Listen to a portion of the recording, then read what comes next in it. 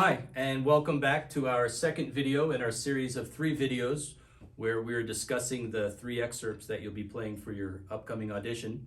In this particular video, I'm going to be speaking about the xylophone excerpt, Polka from the Golden Age by Shostakovich.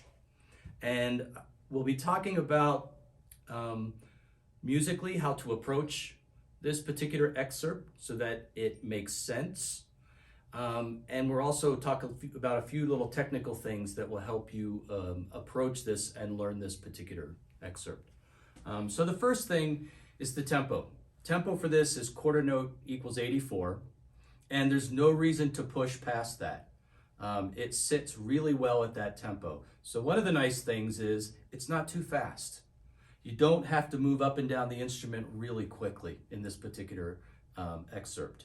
One thing that is important is musically where you place some of the emphasis and where you place some of the accents and kind of the character or the style of this particular excerpt.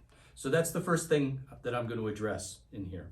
If you take a look at your music, you'll notice that when you enter on that G flat and that F natural, that there's an accent. And it's important that every time you play those upbeats, it happens in the very first note that you play there, the pickup into the second bar. It also then happens at the end of that second bar on the F natural. And then it happens at the end of the third bar on that F natural. All of those notes are accented. And then all the notes after that are going to come down. And the only difference is if you take a look at your fourth bar that you play in, you'll notice at the end when you go down to that A natural, you're going to crescendo to that note. So let me demonstrate. Right off the bat, we're placing a lot of weight and an accent on those notes. After that, we come down. So think of bum-be-a-da-da-dum. And it's a little bit different than what you might be thinking of. A lot of times when we're playing pickup notes, we think bum-be-a-da-da-dum. We think of placing the accent on the downbeat. But in this entire little excerpt that you're going to play, all of those accents are going to be on the upbeats. And that's what gives it the character. It should sound a little off kilter. And so even though the tempo is nice and steady, we have a lot of this upbeat emphasis. And that'll really help you with the style of this particular piece. So the beginning of this, again, not too fast. Bum-be-a-da-da-dum, bum-be-a-da-da-dum, right in there. We want to make sure that every time we get here on this F natural, it's accented, and that then we're really thinking coming down, okay?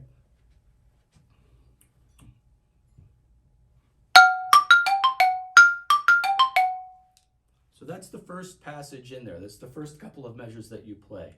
And notice I didn't go. The accent is on that F, and that's something that I'd really like you to focus on. That's going to really help you get into the character of this particular piece in this excerpt. So we have emphasis and weight on those 2 upbeats. And the next F, same thing, accent. But it's a little different passage where we played this D, F, G, C down to the G flat. Now we play this other passage that goes down to the A natural. So as we go down, we come down a little bit, but then we end up crescendoing into the A.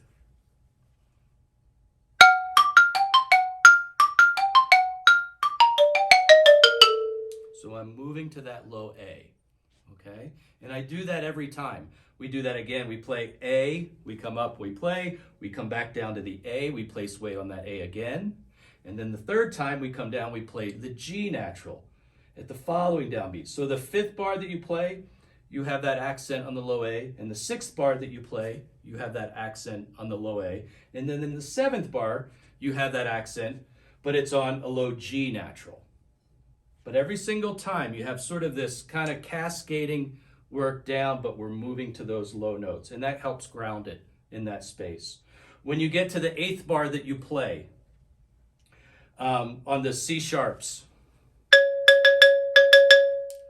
that you can crescendo each of the two 16th notes. So they kind of move to the 8th notes. Dum, ba-da-dum, ba-da-dum, and then dee-da-da-da-dum. Then that tails off. So the 9th bar that you play, where you play your passage of C sharp, D, E flat, E, F, you're going to actually think of a little decrescendo. Okay? So when you get the second part, which you can just put a little pause in before you go to the next part of the excerpt, it's important.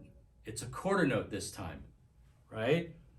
When you play that G flat and that F natural, it's not an 8th note pickup, it's a quarter note pickup. So make sure that you pay attention to that and you don't play this passage the same way you played the beginning passage. So at the beginning, we have 1, 2, 1, and 2. 1, 2. At the end here, we have 1, 2, 1, 2, 1, and a 2. So make sure you make that distinction. It's easy to maybe just assume looks the same, that you jump in and you play that as an 8th note, but it's a quarter note. Stylistically, it's the same thing though. We're placing emphasis on our G flat and our F natural, and then we're coming down on those 16th notes. And then the same thing again. Back up to the F, accent, coming back down. Now, that brings us to the last 4 bars with the upbeat D natural. This is the part I was talking about before, where if you wanted to put in a little accelerando, you could, but it's not necessary. But one thing you do want to put in is a crescendo.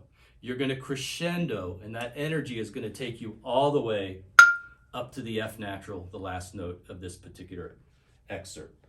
So, these last 1, 2, 3, 4, 5, 6, 7 bars, it's going to sound like this. You're going to place the accent here and come down, place the accent on the F, come down, place the accent on the D, and then these fourths going up the instrument are leading to that F natural. So it'll sound like this. 1, 2, 1.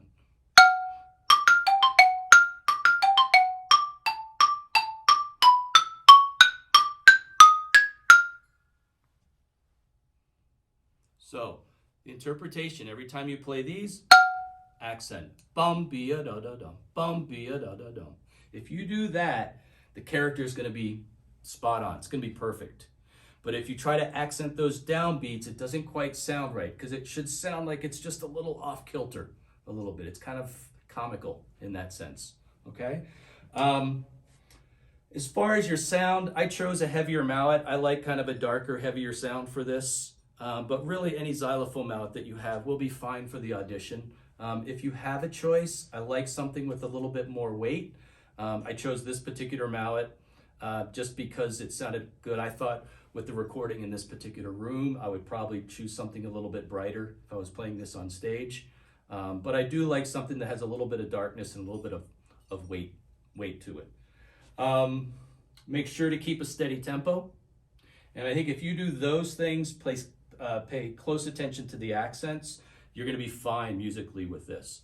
Now, technically speaking, I play some of this in the middle of the bar. I play some of the passages on the edge. It is definitely slow enough that you could play everything in the middle. But when I learned it on the edge, and I kind of like that quality of sound. But that's up to you. So you can choose whether you're going to play these passages on the edge of the bar or you're going to play them in the middle. When I play the accents, I actually come towards the center of the bar, just because it's a bigger sound than here. It's a little bit different, okay? Sticking wise, I'm going to put up a PDF or a link. It will either be in the video or there will be a link to a PDF that you can check out, and I'll put in the stickings for you. The stickings, all of these, if you notice, these descending passages started with the left, and it works really well. Left, right, left, right, left. Right, left, right, left, right, left, right. Same thing here. Start with your left. That's left hand lead all the way down the instrument. All of this coming down. This one starts with the right. So the C natural in that 8th bar is a right. But I'll put all those, I'll put a sticking for every single note that's in there, and that way there's no question about what you need to do. So steady tempo, watch where you're playing on the bar, play this with the metronome. It's really easy to start speeding this up. It's easy to play it too fast, and it's also easy with all of these kind of upbeats that this thing can start getting away from you a little bit. And this nice steady tempo